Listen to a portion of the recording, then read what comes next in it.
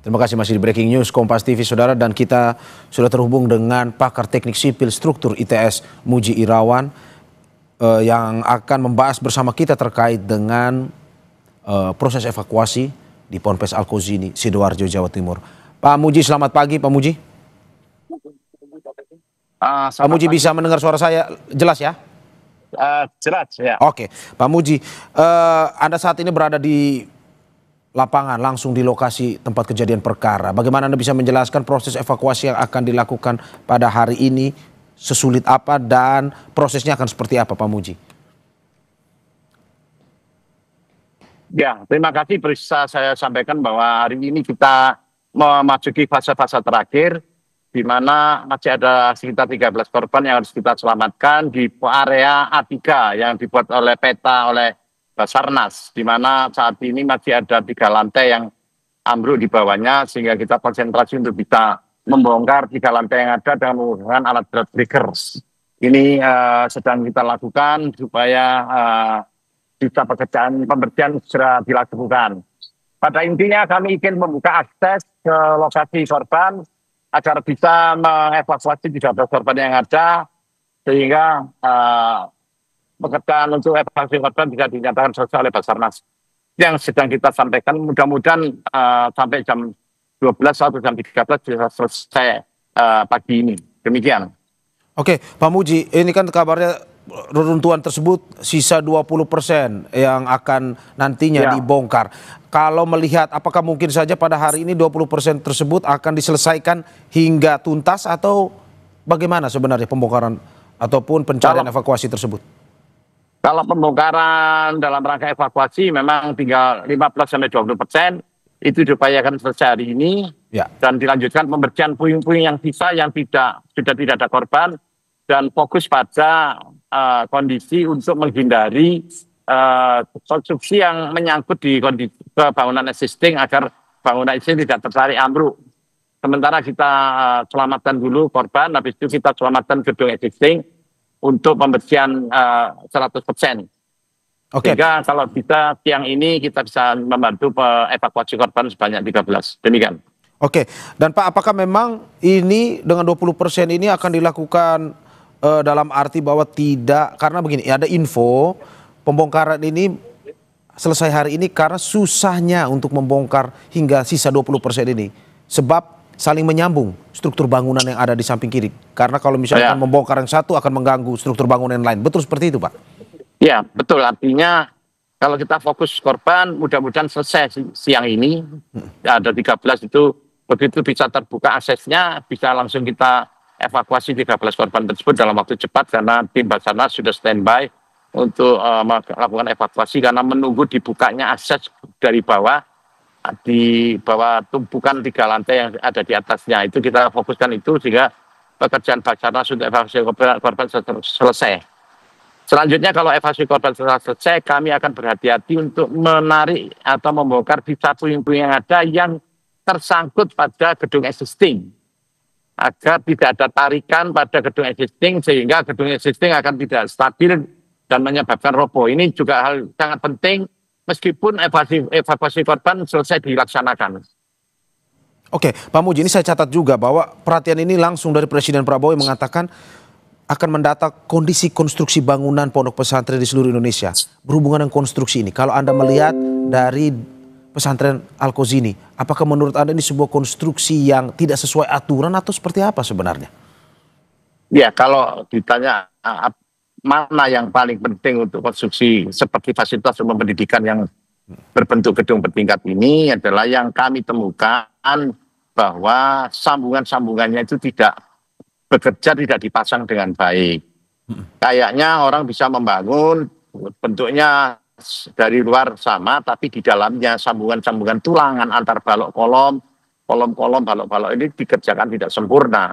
Begitu ada goyangan atau beban berlebih, ini langsung ambruk dan kolaps seketika, dan ini membahayakan orang-orang atau penghuni yang ada di bawahnya. Sekali lagi, pun mengacu pada perintah Presiden kepada teman-teman atau siapapun pemilik fasilitas umum yang akan dibangun, silakan untuk berkonsultasi dengan pemerintah daerah setempat atau kami perguruan tinggi untuk melakukan konsultasi agar di dalam baik perencanaan maupun pelaksanaan bisa aman, safety faktornya cukup, sehingga aset ini bisa dimanfaatkan dengan baik oleh penghuninya nantinya dalam jangka waktu yang cukup panjang. Seperti itu, kami siap dan sebetulnya standar nasional Indonesia sudah beredar cukup lama dan bisa diaju, bisa dipakai sebagai acuan dalam pembangunan gedung, khususnya gedung bertingkat. Demikian. Oke, Pak Muji, bangunan yang roboh satu sisi, tapi bagaimana Anda melihat dengan bangunan yang masih berdiri di Ponpes Al-Kozi ini? Apakah menurut Anda, dari pengamatan Anda, memang sudah sesuai dengan konstruksinya sehingga aman atau bagaimana? Ya, untuk memastikan pertanyaan tadi apakah konstruksinya masih aman apa tidak, secara visual memang ini perlu di-assessment, perlu diperiksa lagi. Ada beberapa solusi untuk gedung existing yang ada, bila mana bisa dilakukan perkuatan, ya nanti kita bantu untuk metode atau teknik perkuatan. Bila mana harus dibongkar, ya harus dibongkar, karena kalau tidak akan membahayakan bangunannya. Tetap saya geser karena ekskavatornya mau berat. Oke, silakan Pak. Ya. Saya harus berarti tetap berhati-hati dalam berada di lapangan dan sambil kita mencari informasi terus. Nah Pak, apa sebenarnya yang Anda ingin sampaikan bahwa ke depan apakah memang secara umum apa yang menjadi kejadian di Ponpes Al-Kozi ini 1 dan 2 atau Anda melihat sebenarnya banyak bangunan baik itu sekolah maupun asrama di wilayah Indonesia ataupun di Jawa Timur lah kita spesifik itu yang masih konstruksinya ini masih betul-betul tidak sesuai dengan aturan sebenarnya? Ya, saya tidak bisa berandai-andai.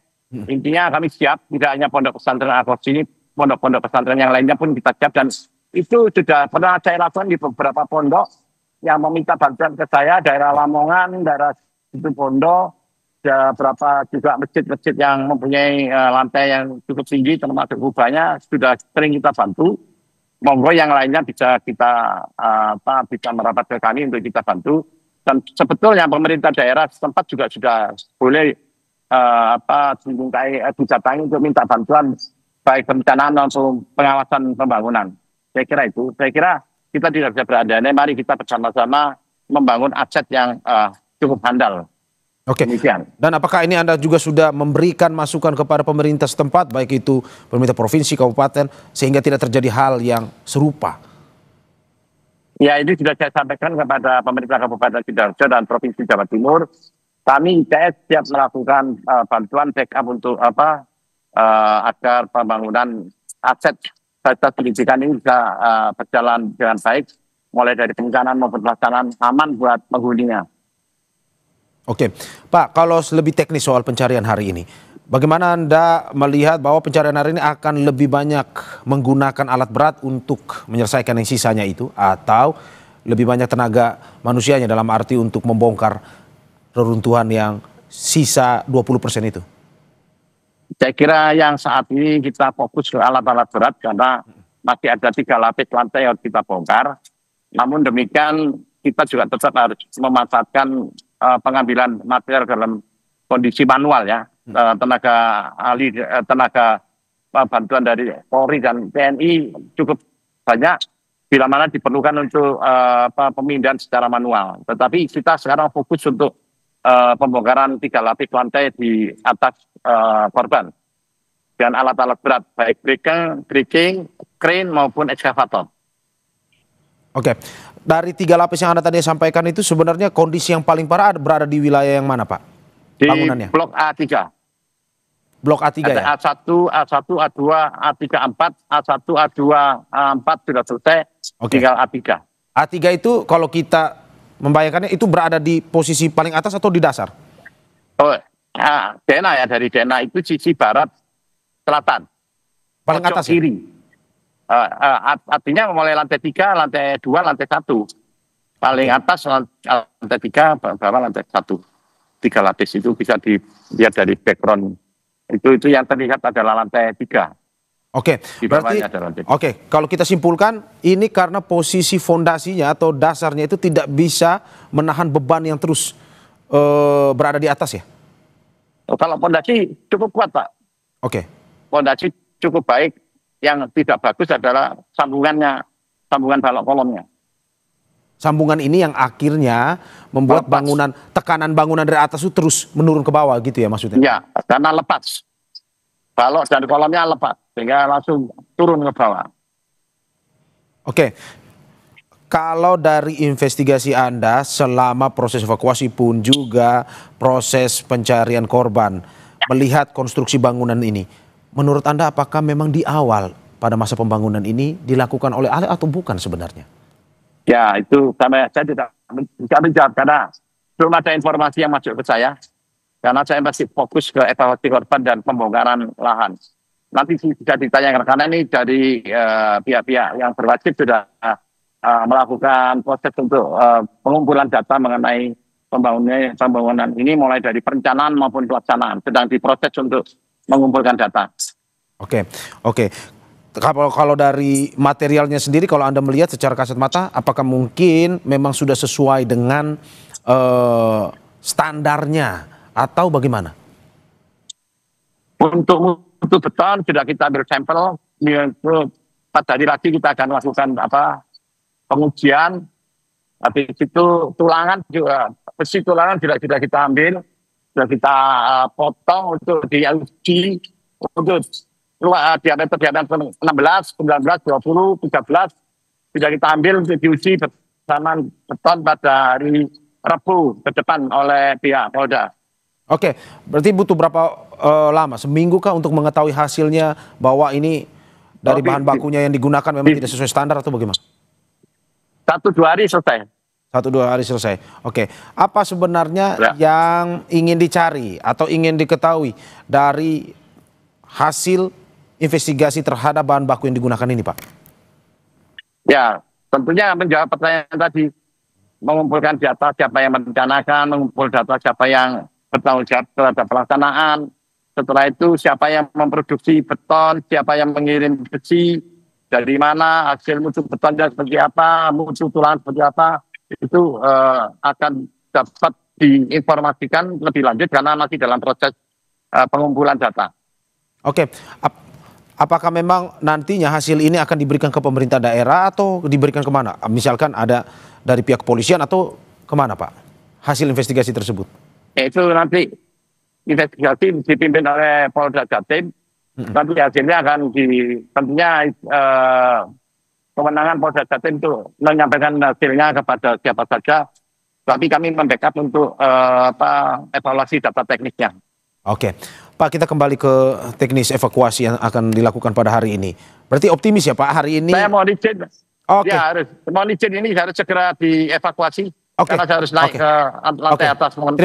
Terima kasih banyak Pak Muji Irmawan. Oke, terima kasih Pak Muji Irmawan, pakar teknik sipil instruktur ITS Surabaya. Terima kasih sekali lagi.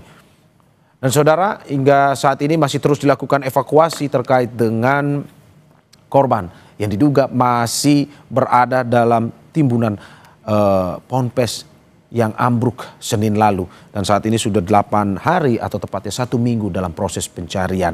Dan saudara, setelah evakuasi korban selesai, tim akan menarik sisa puing yang ada yang tersangkut di gedung yang masih berdiri. Dan hal ini juga jadi tantangan karena tim berhadapan dengan bahaya. Kalau kita fokus korban, mudah-mudahan selesai siang ini. Ada 13 itu, begitu bisa terbuka aksesnya, bisa langsung kita evakuasi 13 korban tersebut dalam waktu cepat karena tim Basarnas sudah standby untuk melakukan evakuasi karena menunggu dibukanya akses dari bawah, di bawah tumpukan 3 lantai yang ada di atasnya. Itu kita fokuskan itu sehingga pekerjaan Basarnas untuk evakuasi korban selesai. Selanjutnya kalau evakuasi korban selesai, kami akan berhati-hati untuk menarik atau membongkar sisa puing-puing yang ada yang tersangkut pada gedung existing. Agar tidak ada tarikan pada gedung existing sehingga gedung existing akan tidak stabil dan menyebabkan roboh. Ini juga hal sangat penting meskipun evakuasi korban selesai dilaksanakan. Oke, Pak Muji, ini saya catat juga bahwa perhatian ini langsung dari Presiden Prabowo yang mengatakan akan mendata kondisi konstruksi bangunan pondok pesantren di seluruh Indonesia. Berhubungan dengan konstruksi ini, kalau Anda melihat dari pesantren Al-Qazini, apakah menurut Anda ini sebuah konstruksi yang tidak sesuai aturan atau seperti apa sebenarnya?